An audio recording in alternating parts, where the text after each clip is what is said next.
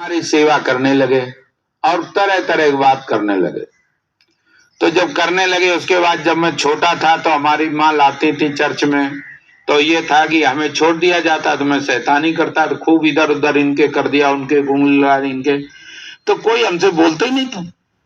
वो ये जानते थे गिफ्टेड बच्चा है, ये आगे चल के फादर बनेगा,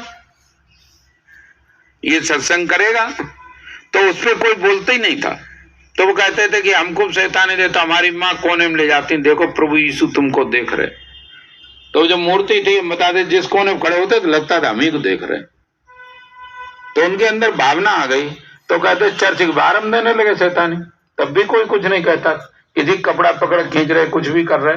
दूसरी बात चर्च का सिस्टम हमें भी अच्छा लगा, जूते पहने, सूट बूट पहने, आराम से मेज कुर्सी बैठो, आराम से तुम्हें पूजा बाइबल सुनना चाहो सुनो, ना सुनना चाहो तो हेड रेस्ट अपना सब नीचे कर लो, सो आराम से, कोई जूतो। दूसरी बात जो लड़कियां जाते हैं वो फैशन में इतनी ज्यादा कि कहीं तुम्हें दिल्ली बंबई में नहीं मिलेगी, वहां बैठे आराम से बातचीत करो। तो सब वहां ऐसा है कि जैसे प्रेम बहता हुआ मिलता है, यही प्रेम की जगह। तो हमने उनसे कहा कि हमने साहब आपकी शादी आदि, बोले अरे शादी भैया क्या तुमसे बताएं, छिपाता नहीं हूं मैं। कई बार रात में उठ के भाग गया कि हम भी शादी करें, शादी को बड़ा के वो होता है दिमाग। तो हम कई बार भाग के चले गए। तो हम जब गए और रात में 12 बजे पहुंचे तो मेरी माँ जग गई, वो रात में सोई नहीं। तो उन्होंने कहा कि तुम्हारी तपस्या से तुम्हारा पूरा परिवार चल रहा है। तो उन्होंने कहा ये हमें बड़े भाई कर दो, इनको कर दो, वो करें जाके तपस्या।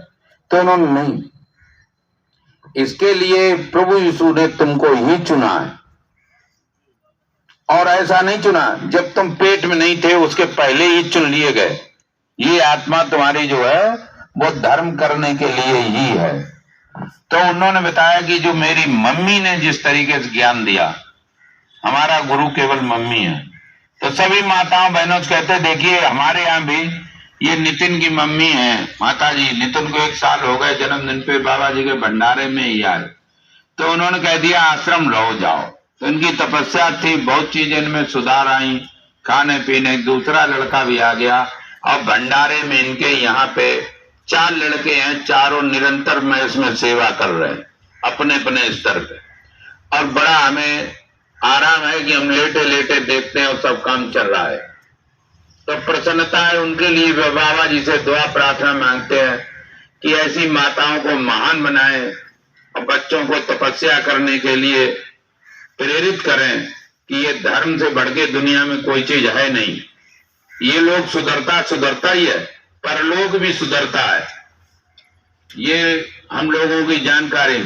तो जो माताएं हैं वो बच्चों को चाहे महात्मा बना दें और चाहे बच्चों को डाकू बना दें, चाहे चोर बना दें, और चाहे अध्यात्म विद्या, चाहे IAS बना लें, चाहे कुछ भी बना लें, इनके ही हाथ में।